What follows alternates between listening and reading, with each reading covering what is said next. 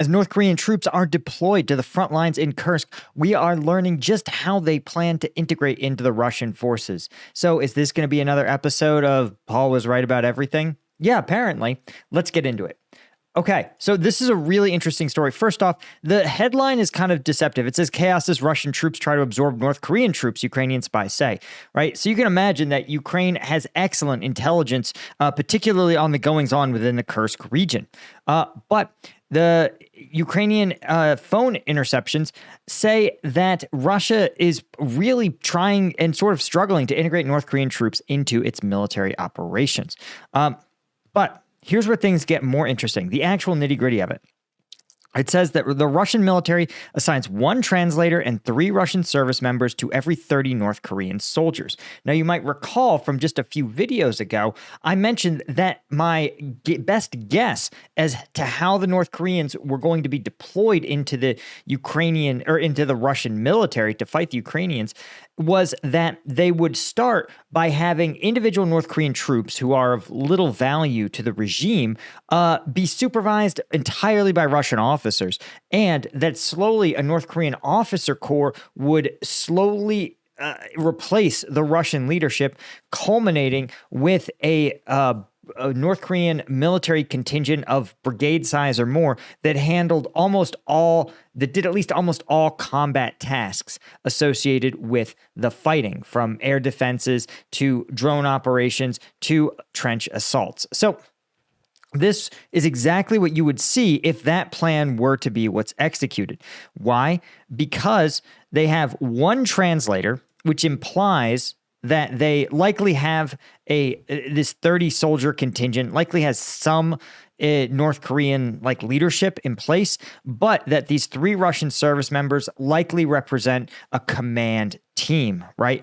And so you have this command team. And again, the 1 translator implies that there is 1 senior officer who's going to give commands, because you don't need more translators than you have commanders, right? Now, in fact, the Russian soldiers themselves just out it. They say they're doubtful that they have enough commanders to lead the new units or enough ammunition to arm them.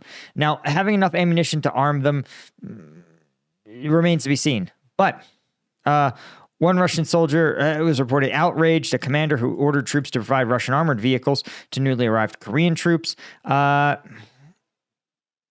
Discussing their frustration. Some of them, in fact, some of the intercepts are just expletive-laden audio, just referring to the troops as Chinese.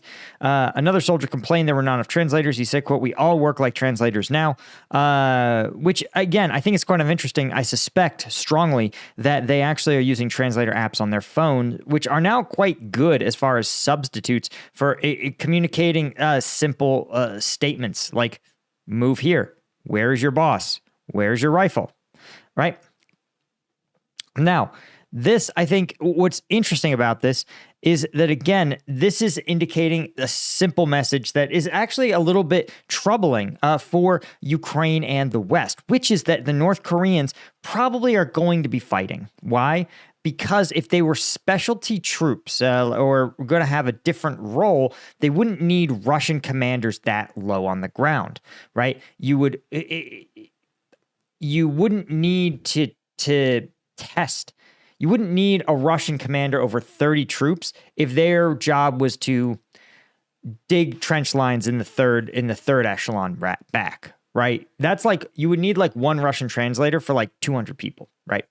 So the fact that they are at the smallest element right now says to me that they are expected to be maneuver commanders. And I think it's likely that you have a North Korean officer who is shadowing the Russian officer, who's going to learn as much as possible about how operations take place. And again, I think Russia, as part of their deal with North Korea, likely was required to provide this level of sort of side-by-side.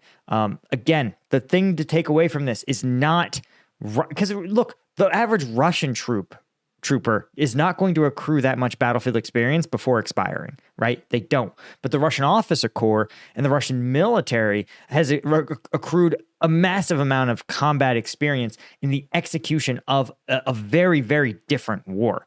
Now, before we talk about where these North Koreans are and if they're already in combat, I want to mention that when the footage comes out, guys, it's not going to be on YouTube. I'm going to do the breakdown on combatvetnews.com. Why? Because it's combat footage, and YouTube is clear that I can't put combat footage on here. But more importantly, Combat Vet News is where I am going to drop my videos, and it's the place to support me. I don't get that many sponsors. I have basically no sponsors. And because I make war content and because, frankly, I have some pretty unvarnished takes about the war. So I can do that because I have you guys in my corner. So again, pick up the specialist tier. You get access twice a week, Tuesday and Thursday, uncensored combat footage from the front lines. Right now, we're working through an hour-long documentary of GoPro footage from the International Legion, which is absolutely sick. And those guys are just so hardcore. But the lieutenant and colonel tier, you guys get a weekly Q&A and the shout-outs. So the link is in the description. Please support me and the team. Keep me able to do this and keep me independent. Okay, so here's what I thought was interesting. Some sources are actually indicating North Korean soldiers are just 50 kilometers from Ukraine's border, including some of their special forces. Now, again, one of the things that I think you may see, but I'm not certain, is that the North Koreans may follow kind of an Iraqi model, a Saddam Hussein model, where their special forces are not necessarily more capable, though they have more gear. Or the Chechens are another great example of a different model of special forces, where the special forces get more gear and maybe they get access to more training, but what they're actually selected for is loyalty.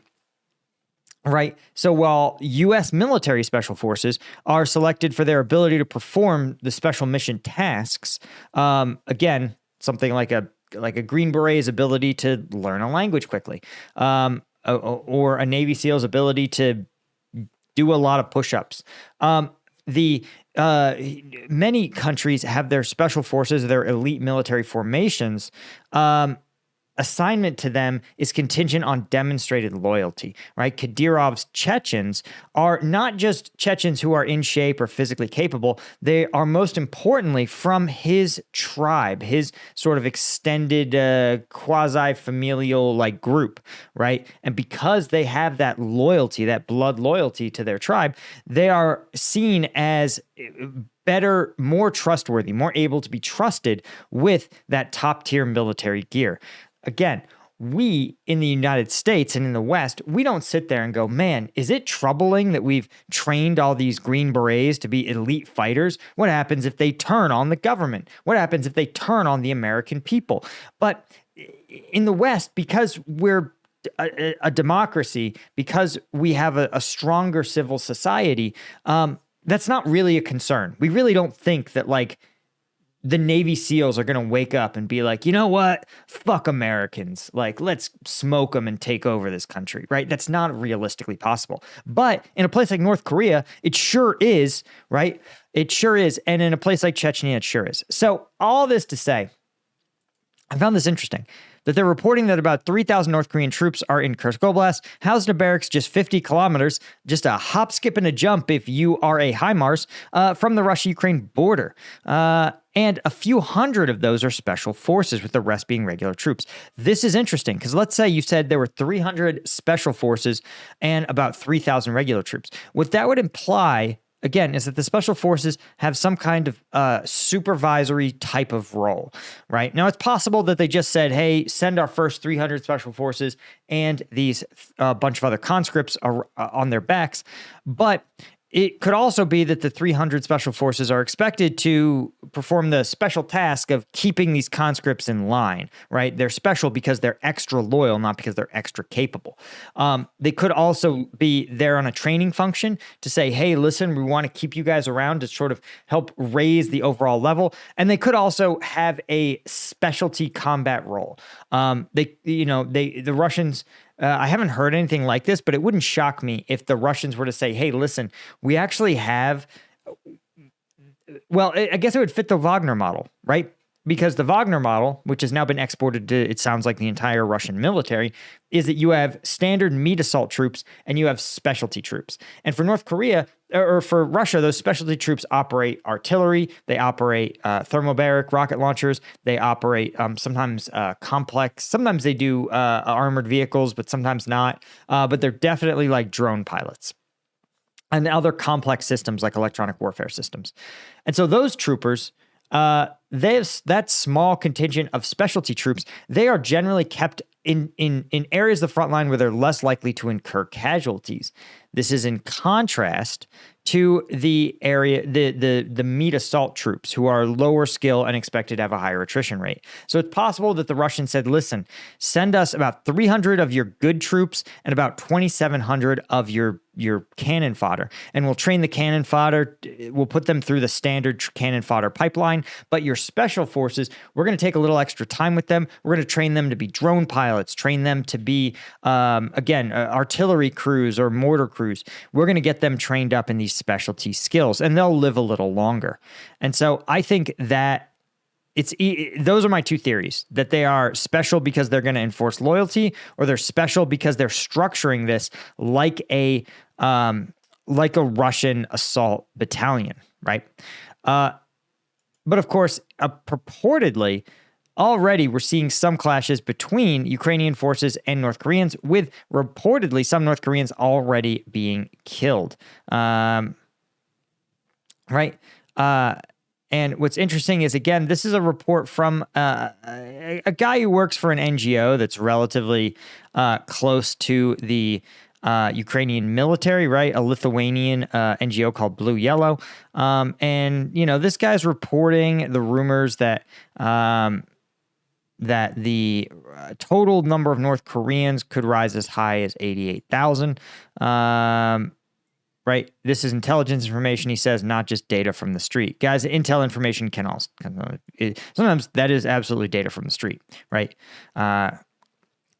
So again, there's also rumors that of the Koreans killed, they were found with papers saying that they were actually a Buryat. This is an Asiatic ethnicity within Russia. This, again, is maintaining some level of plausible deniability, even though basically everyone in the world is acknowledging that, yeah, this is North Koreans are here, or in Ukraine, or in Kursk.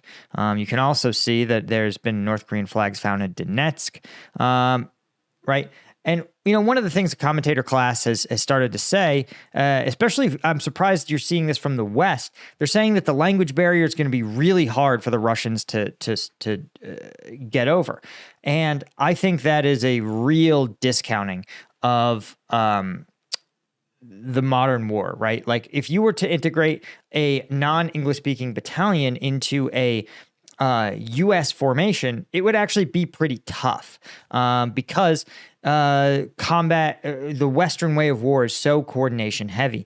This is just the Russian way of war is just less coordination heavy. It's less sophisticated. It's meant to be fought by low skill conscripts, which means I don't think this language barrier is going to be as big a problem. Again, you see it in the Ukrainian Foreign Legion, where the units seem to acquit themselves extremely well and integrate extremely well with the Ukrainian military.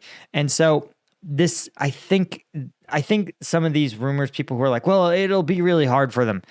It's not going to be really hard for them. Again, and the Russians have experience. Remember, they've been recruiting Africans, Nepalese, Cubans into their ranks for months, years in some cases. So they have a protocol down for this sort of thing. People who are seething about the language are just clueless, right? There's in fact been a lot of clueless chit chat about this by people who just simply clearly tune out of the Ukraine news space and then tune back in when there's a development like this, and suddenly they weigh in. They have all these hot takes that just don't reflect the reality of the war. Anyway, guys, thank you so much to our Colonel tier members like Martin Baum, Chris Rossi, Stuart Abel, Daniel Brown, Sergei Zinchenko, Chris Holmes, Chris Gorsuch, Daniel M, Ida Skycall, all of our Lieutenant tier members. I could not do this without you guys. Links are in the description if you want to become a member. I'll see you guys in the next one. Cheers.